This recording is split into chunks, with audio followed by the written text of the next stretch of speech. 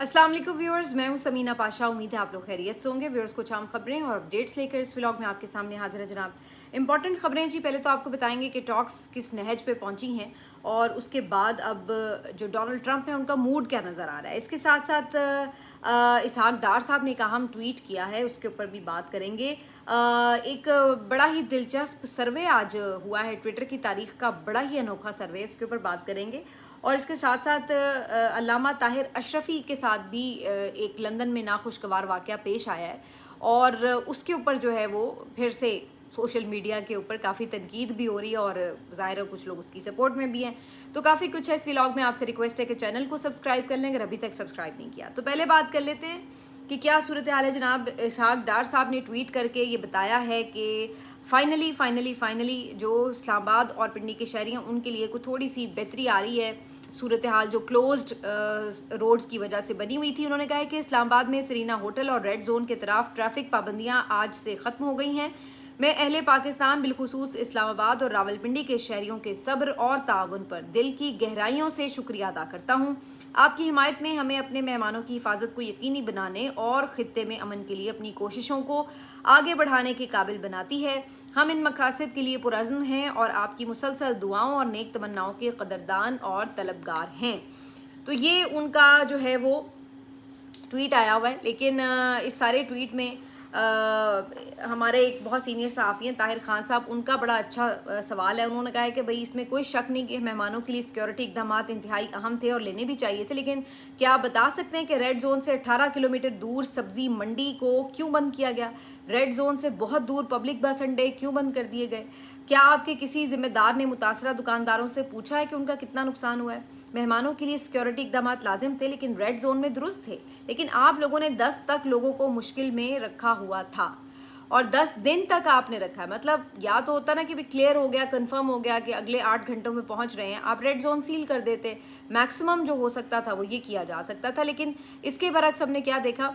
हमने ये देखा कि पूरे शहरों के जो मेन रोड्स थे उनको बंद करके इस कदर तकलीफ और अजियत में मुब्तला किया गया, नाकाबंदी करके घंटे घंटे शहरी जो हैं वो ख्वार हुए सड़कों के ऊपर।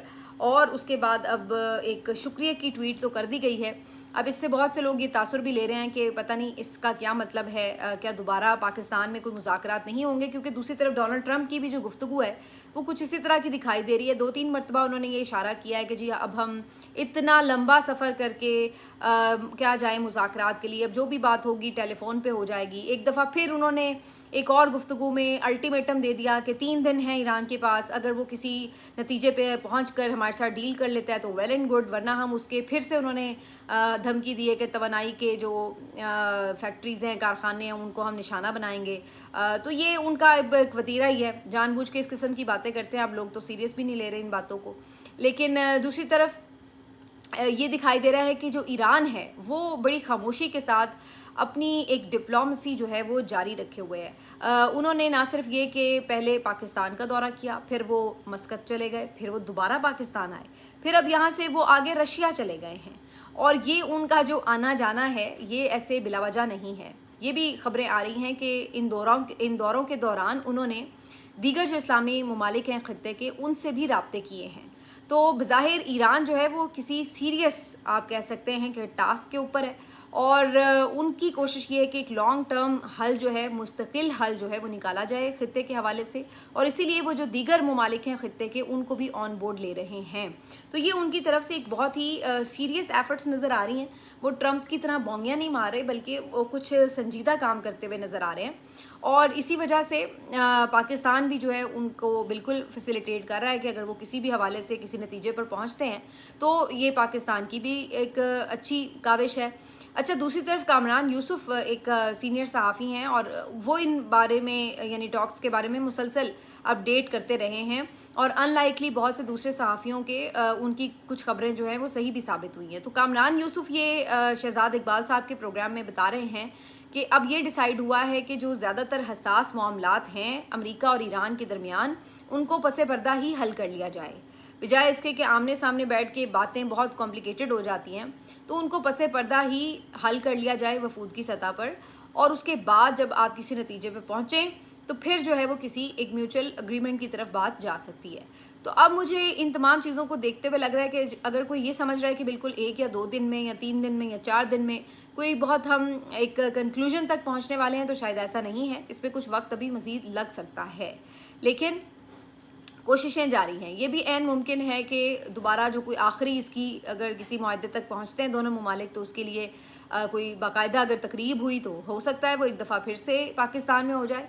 लेकिन ये भी ऐन मुमकिन है कि अब ट्रंप जो हैं वो इस बात को ही प्रेफरेंस दें कि ठीक है अब मामला तय हो गए हैं, तो कहीं पे भी इसको जो है वो फाइनलाइज करके अपनी अपनी जगह पे भी अनाउंस किया जा सकता है। तो लेट्स सी जी कि वो क्या किस तरफ जाते हैं मामला। लेकिन कम से कम फ़िलहाल के लिए ये एक पॉजिटिव चीज़ है कि शहर वगैरह खुल गए। हाँ, बीच में जब ये ईरानी वज़ीर ख़ारजा आए तो एक दफ़ा फिर से रोड्स वगैरह बंद कर दी गई थी। तो बस ये तो अभी चल रहा है, लेकिन यहाँ तक तो बात समझ में आती है कि आप रेड जोन को चलें, बहुत सिक्योर कर लें। अब देखिए ना, हमला वगैरह खुदा न खास्ता तो जिस तरह भी हम बात कर रहे थे पिछले ब्लॉग में, वो तो उधर भी हो गया अमेरिका के अंदर। तो अब क्या अगली दफ़ा कोई हमारे अगर वहाँ पे जाएंगे सरबराहान वगैरह, तो क्या अमेरिका अपने पूरे के पूरे शहर बंद कर देगा? क्योंकि सिक्योरिटी का इशू तो उनके घर भी हो गया है ना। तो आप जो हैं वो बिल्कुल सिक्योरिटी प्रोवाइड करें, और उसके बाद जो है इस चीज़ को देखें कि अगर आप सिक्योरिटी प्रोवाइड करते हुए जितना अपनी आवाम को कम से कम तंग करें, उस चीज़ को आप करें, बजाय इसके कि आप एक्स्ट्रा ऑर्डनरी मेजर्स इस तरह से लें कि आप अपने लोगों को ही ख्वार कर दें। अच्छा जी, अब आ जाते हैं ज़रा इकरारुल हसन की तरफ। इकरारुल हसन ने अपने कल वाले पूरे इशू के ऊपर एक वीडियो बनाई है, उसमें उन्होंने एक्सप्लेन किया है कि एग्जैक्टली क्या वाक़या पेश आया, और उन्होंने ये भी हमदर्दी दिखाई कि जी अब उन्हें ये भी फ़िक्र है कि जो वो अहलकार हैं जिनके साथ उनकी सारी ये यूँ कह लें कि एक क्या कह सकते हैं यानी एक चपकलिश हो गई, उनकी कहीं नौकरी ना चली जाए। तो इकरार जो हैं वो मुसलसल इस पूरे मामले को किस तरह से डील कर रहे हैं, बड़ा अजीबोगरीब अंदाज़ है उनका। पहली बात तो ये कि डायरेक्टली उसने कुछ कहा नहीं था। अगर आपको डायरेक्टली कहा होता, कोई आवाज़ कसी है, कोई गाली दी है, तो वाकई बदतहजीबी शामिल होती। लेकिन ऐसी कोई फुटेज या कोई ऐसा सबूत मौजूद नहीं है जिससे ये पता चले कि एग्जैक्टली अहलकार ने उनको कोई गाली दी है या कोई इस तरह के काबिल एतराज़ अल्फाज कहे हैं। अब उन्होंने अगर ये कहा है कि ये जवाद अहमद जैसा होगा, तो ये कोई गाली तो नहीं है, बल्कि जवाद अहमद को इसके ऊपर कंसर्न्स होने चाहिए कि भाई ये इस पे बुरा मानने वाली कौन सी बात है। लेकिन दूसरी तरफ जो है वो इकरार उनके साथ जितनी बदतमीज़ी कर रहे थे, मतलब वो तो फुटेज अगर आप पूरी देखें तो वो तो उनको काफ़ी कुछ कह रहे थे, बल्कि जो सिक्योरिटी एहलकार है उसने आगे से बड़े ज़ब्त का मुजाहरा किया और उसने कोई उनके साथ आगे से ज़ुबान दराजी नहीं की और वो अवॉइड करके चले गए। और इकरार फिर पीछे गए और उनकी वीडियो भी बनाते रहे और उन्हें बुरा भला भी कहते रहे, और हर तरह से उनको उन्होंने ह्यूमिलिएट भी किया और उनको बहुत डांटा भी, और हर तरह से उनके साथ गुस्से का इजहार किया। तो बज़ाहिर जो वीडियो सबूत मौजूद हैं उसमें तो इकरार ही ये सब करते नज़र आ रहे हैं, लेकिन इकरार का ये कहना है कि उन्होंने उनके साथ बदतमीज़ी की, फैमिली उनके साथ थी, इस वजह से उन्हें बुरा लगा और इसलिए उन्होंने इस तरह से रिएक्ट किया। तो ये अब जो है उनका अपना वर्जन है, लेकिन इस वीडियो में उन्होंने ये कहीं नहीं कहा कि उस एहलकार ने उन्हें गाली भी दी है। तो गाली दी हो तो गलत बात है, लेकिन अगर उन्होंने इतनी बात की है तो ये इतना बड़ा इशू नहीं था कि जिसके ऊपर इतना ओवर रिएक्ट किया जाता। तो बहरहाल अब ये सिलसिला चलता रहेगा। अच्छा, लेकिन इस वाक़े के बाद ट्विटर के ऊपर एक अकाउंट है, अगर आप ट्विटर में अकाउंट रखते हैं तो शायद आपने कभी फॉलो किया हो, एनकिडो रिबॉर्न के नाम से, और ये एक ऐसा अकाउंट है जो काफ़ी तनकीदी अकाउंट है। अकाउंट तो ये असली है लेकिन इनकी कोई आइडेंटिटी नहीं है, गुमनाम अकाउंट है। और इन्होंने जनाब एक पोल कंडक्ट करवाया और इन्होंने पोल में ये कहा कि आपके ख्याल से दोनों में से कौन किसी हद तक जो है वो काबिल बर्दाश्त है, और उसमें उन्होंने 2 ऑप्शंस दिए पोल में। एक उन्होंने दिया इकरारुल हसन और दूसरा उन्होंने दिया जवाद अहमद, और उसके बाद उन्होंने कहा कि जी आप अपना वोट इस पे पोस्ट करें। अब इतनी हैरत की बात है कि जब तक मैं ये वीडियो रिकॉर्ड कर रही हूँ 4 घंटे हो चुके हैं एनकिडो के इस पोल को, और लोग नीचे कोई 1,500 के करीब कमेंट कर चुके हैं, जिसमें ज़्यादातर लोग ये बात कह रहे हैं कि भाई आपने एक तीसरा ऑप्शन क्यों नहीं दिया कि दोनों ही काबिल बर्दाश्त नहीं है, और हम बिल्कुल इन दोनों में से नहीं फैसला कर पा रहे कि कौन जो है वो थोड़ा सा भी बर्दाश्त किया जा सकता है। अब आप अंदाज़ा लगाएं कि 4 घंटे के बाद तकरीबन 82,000 व्यूज़ थे इस पोस्ट के, और इसके ऊपर आपको पता है कितने जो वोट हैं वो पोल हुए हैं? आप हैरान होंगे कि सिर्फ 4 वोट इसके ऊपर कास्ट हुए, जिनमें से 3 लोगों ने कहा कि जवाद अहमद बर्दाश्त हो जाएंगे और एक बंदे ने कहा कि इकरार हसन बर्दाश्त हो सकते हैं थोड़े बहुत। यानी 82,000 लोग देख रहे थे इस पोल को, लेकिन उनमें से कोई भी ये डिसाइड नहीं कर पा रहा था कि दोनों में से कौन काबिल बर्दाश्त है। तो ये ट्विटर की तारीख का एक अनोखा पोल है। पहले तो मुझे वैसे ऑनेस्टली मैं आपको बताऊं तो मुझे ऐसा लगा कि ये जो पोल है शायद इसमें कोई गड़बड़ है कि कोई वोट कास्ट कर ही नहीं सकता, वरना ऐसे कैसे मुमकिन है कि कोई वोट ही ना कास्ट कर रहा हो, इतने लोग देख रहे हैं। लेकिन उसके बाद जब उसको मैंने खुद देखा कि भाई इनमें से किस तरह से है, तो ये टोटल 4 वोट थे, जिसमें से मेरा ख्याल है 1 वोट तो मेरा ही होगा। अब ये मत पूछिएगा कि मैंने किसको वोट दिया, लेकिन बहरहाल काफ़ी ये हैरत अंगेज़ बात भी थी और मेरा ख्याल है ये जवाद अहमद और इकरार के लिए भी काफ़ी हैरत अंगेज़ बात होगी। अगरचे उनकी भी कुछ ना कुछ सपोर्ट तो मौजूद होगी। ख़ास तौर पर ये बड़ा इंटरेस्टिंग फैक्ट है कि हालांकि इकरार जो है वो नून लीग के तो नहीं है उस तरह से सपोर्टर, या नून लीग की पार्टी के तो नहीं है, लेकिन नून लीग के हामी लोग जो हैं वो इकरार को बड़ा सपोर्ट कर रहे होते हैं। तो ये बड़ी इंटरेस्टिंग बात है। तो मेरा ख्याल है शायद वो वोट कास्ट करने भी आ ही जाएँ। लेकिन बहरहाल ये जो है अनोखा एक तारीख का पोल है जो कि इस वक्त जारी है। अगर आप वोट कास्ट करना चाहें तो ज़रूर कर सकते हैं।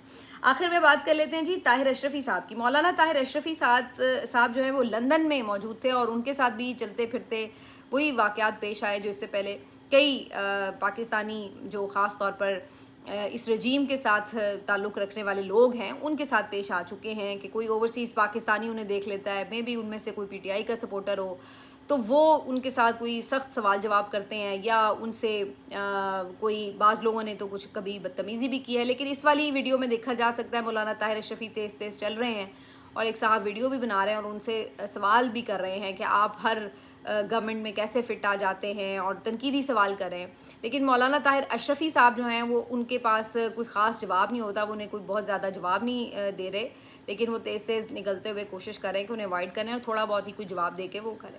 अब एक दफ़ा फिर उसके ऊपर जो है वो एक बहस शुरू हो चुकी है कि जी ये क्यों जो है ये ट्रेंड ज़ोर पकड़ रहा है कि लोग राह चलते लोगों के साथ बदतमीज़ी करते हैं, उनकी फैमिलीज़ के सामने उनकी तौहीन करते हैं और इस तरह की बात करें। तो अगेन ये फिर वही एक बात आ जाएगी कि देखिए कोई भी बदतमीज़ी गालम गलोच को तो सपोर्ट ही नहीं कर सकता, हम भी नहीं कर सकते। फैमिली के साथ कोई हो तो और भी ज़्यादा ख्याल करना चाहिए। लेकिन अगेन वही बात है कि यही एक पब्लिक का रिएक्शन भी है। बहुत से ऐसे लोग जो इस रजीम को इस जालिम रजीम को सपोर्ट करते हैं या उसका दिफा करते हैं, लोग उनको पसंद नहीं करते और फिर वो अपनी कहीं ना कहीं खफगी और नाराज़गी का इजहार भी करते हैं। अब जो कोई यहाँ पे पोस्ट करता है उसके ख़िलाफ़ तो भाई मुकदमे हो जाते हैं। तो अब इवेंचुअली लोग क्या करते हैं कि बाहर के मुल्कों में उन्हें लगता है, क्योंकि बाहर के मुल्कों में ये कोई क्राइम नहीं है कि आप किसी लीडर से जो है वो सवाल कर रहे हैं, अनटिल अनलेस कि आप उसको किसी उनके कानून तोड़ते हैं तो फिर वो आपसे निमट सकते हैं।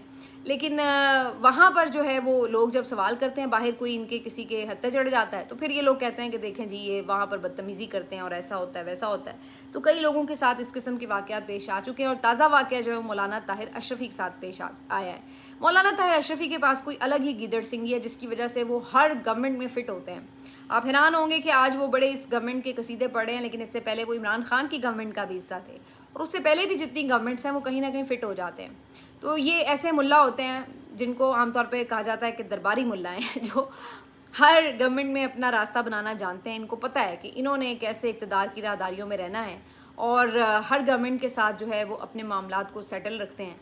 तो अब पहले तो ये चीज़ें चल जाती थी, लेकिन अब सोशल मीडिया में बहुत कुछ एक्सपोज हो चुका है, तो लोग जो हैं वो अब ये बातें याद रखते हैं कि कौन कहाँ पे खड़ा है, कौन किस हद तक जुल्म का दिफा कर रहा है और कौन जो है वो जालिम के ख़िलाफ़ आवाज़ बुलंद कर रहा है। तो इसलिए फिर जहाँ पे जो जैसे उन्हें मिलता है उसी तरह का रिएक्शन भी जो है वो देखने में मिलता है। लेकिन बहरहाल गालम गलोच को तो सपोर्ट नहीं किया जा सकता, लेकिन लोग तो जो सियासी ख़ास तौर पर लोग होते हैं, वाबस्तगियाँ रखने वाले, उनको तो बड़ा बड़ा कुछ फेस करना पड़ता है। अभी चंद दिन पहले आपने देखा कि रज़ा पहलवी के ऊपर लोगों ने बाकायदा एक वो लिक्विड सा भी फेंक दिया था, टमाटर फेंक दिए या क्या। तो ये तो हमने बड़े कॉमन देखे हैं। बड़े बड़े लीडर्स हैं, उनकी तरफ लोगों ने जूते भी उछाले हैं, किसी को अंडे मारे गए हैं, किसी के साथ कोई सलूक हुआ है। तो लोग अपना अवामी रिएक्शन जो है वो इस तरीक़ों से देते हैं। ये सही है या गलत है, इसके ऊपर डिबेट चलती रहेगी कि जब कुछ लोग बेबस हो जाते हैं कि वो कानूनी तौर पर कुछ नहीं कर सकते, तो वो फिर बाज़-औक़ात इस किस्म की चीज़ों से अपना रिएक्शन देते हैं। लेकिन पाकिस्तान में चूँकि इस वक्त इतनी पोलराइजेशन है और पाकिस्तान के लोगों ने इतनी एक घुटन और हब्स के माहौल में ज़िंदगी गुजारनी है कि जब कहीं बाहर उन्हें कहीं कोई थोड़ा सा सांस मिलता है तो वहाँ पे उसका एक जिसको कहते हैं ना वो प्रेशर कुकर है, वो फटता ज़रूर है। तो ऐसी कोई सूरत हाल नज़र आ रही है। मिलते हैं आपसे अगले व्लॉग में, अपना ख्याल रखिए। अल्लाह हाफ़िज़।